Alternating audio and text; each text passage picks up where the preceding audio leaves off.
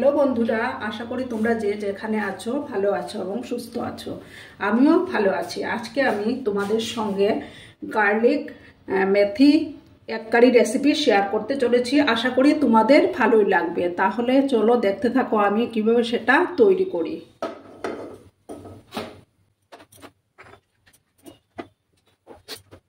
আমার প্যানটা গরম হতে থাক, তারপর আমি তেল দিয়ে ডিমগুলো ভেজে নেব। এবার আমি তেল দিয়ে দিচ্ছি। আমি সর্ষের তেল দিয়ে এটা রান্না করব। এবার দেবো সামান্য হলুদ গুঁড়ো, দিয়ে আমি ডিমগুলো ভেজে নেব। সামান্য একটু নুন দিলাম, দিয়ে ডিমগুলোকে লাল লাল করে ভেজে নেব।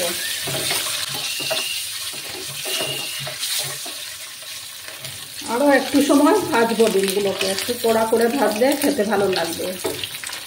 এবার আমার ডিমগুলো ভাজা হয়ে গেছে, এবার তুলে নিচ্ছি ডিমগুলো। এবার দেবো আর একটু তেল,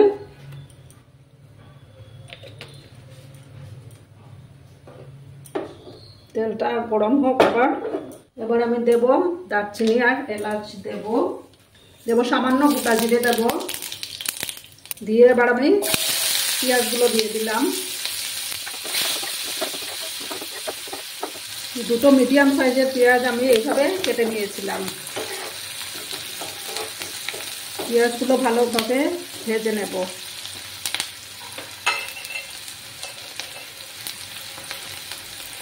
দিয়ে দেব ছোটা রসুন, গোটা রসুন দিয়ে দিলাম। 6 কোয়ার মতো রসুন দিলাম, দিয়ে এগুলোকে ভালোভাবে ভেজে নেব। একটু লাল লাল করে ভাজতে হবে।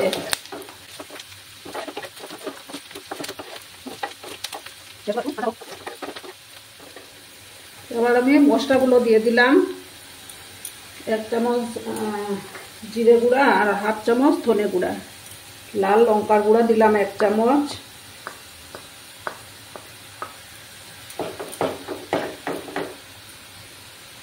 দিয়ে সামান্য একটু জল দেব যাতে মশলাগুলো না পুড়ে যায়। ভালোভাবে কষাতে হবে। এবার আমি এক সাইডে 1 চামচ বেসন নিয়েছি, সেই বেসনটাকে ভালোভাবে ভেজে নেব।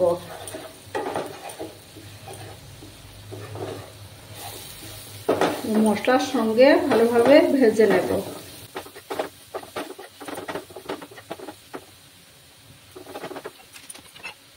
এবার আমি এই যে মেথি শাকগুলো দিয়ে দিলাম।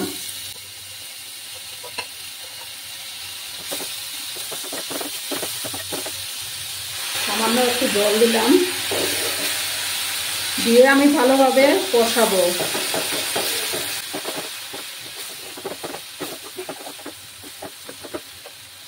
সামান্য একটু হলুদ গুঁড়ো দিলাম। এই রেসিপিটি ভাত, রুটি, নান, লুচি এগুলোর সঙ্গে খেতে বেশি ভালো লাগে।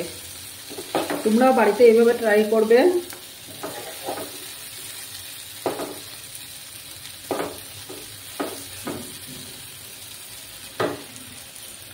এবার সামান্য একটু জল দেব। এবার আমি পরিমাণ মতো নুন দিয়ে দেব। এবার আমি ডিমগুলো দিয়ে দেব।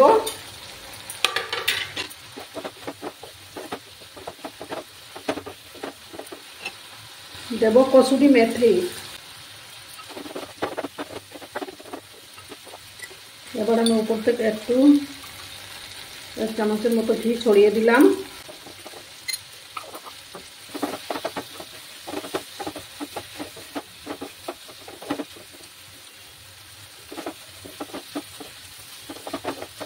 আমার রেসিপিটি তৈরি হয়ে গেছে। এবার আমি সার্ভ করে তোমাদেরকে দেখাচ্ছি। আমার আজকের এই রেসিপিটি যদি তোমাদের ভালো লাগে তাহলে অবশ্যই একটা লাইক, কমেন্ট, শেয়ার এবং সাবস্ক্রাইব করে দেবে। আমার পুরনো বন্ধুদের অসংখ্য ধন্যবাদ আমাকে এইভাবে সাপোর্ট করার জন্য। নতুন বন্ধু যারা এখন অবধি আমার চ্যানেলটিকে ভিজিট করেননি তারা অবশ্যই ভিজিট করে পাশে থাকা বেল আইকনটি প্রেস করে দেবেন, যাতে সঙ্গে সঙ্গে আমি ভিডিও ছাড়ার সাথে সাথে নোটিফিকেশন তোমাদের কাছে পৌঁছে যায়। ধন্যবাদ, ভালো থেকো।